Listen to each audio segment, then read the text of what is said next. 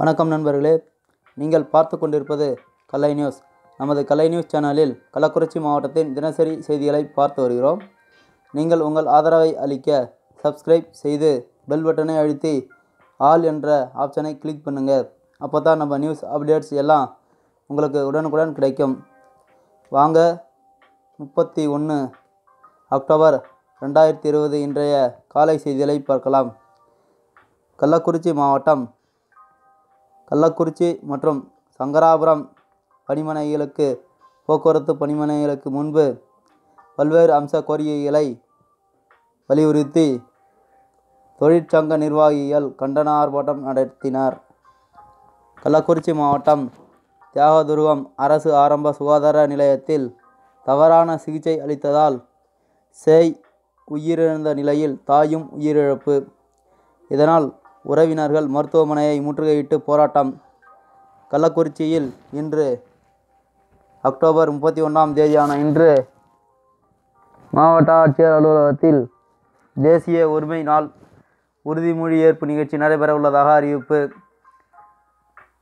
கள்ளக்குறிச்சி மாவட்டம் கள்ளக்குறிச்சியில் உள்ள பெருமாள் கோயிலில் நேற்று 5ஆம் நாள் பவித்ர உற்சவம் விமர்சையாக நடைபெற்றது.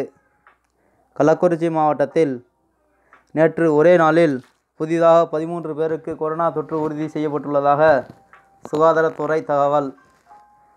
கள்ளக்குறிச்சி மாவட்டம் திருக்கோயிலூரை அடுத்த அரகண்டநல்லூரில் விளையாட்டு வீரர்களுக்கு உபகரணங்களை கள்ளக்குறிச்சி எம்பி பொன் கௌதம சிகாமணி வழங்கினார். கள்ளக்குறிச்சி மாவட்டம் உளுந்தூர்பேட்டையை அடுத்த வேலூர் ஊராட்சியில் அதிமுகவின் இளைஞர் மற்றும் இளம் பெண்கள் பாசறை மற்றும் பொதுச் செயலாளர்கள் ஆலோசனை கூட்டம் நடைபெற்றது. கள்ளக்குறிச்சி மாவட்டம் சங்கராபுரம் வட்டத்தில் ஜூனியர் ரெட் கிராஸ் அமைப்பின்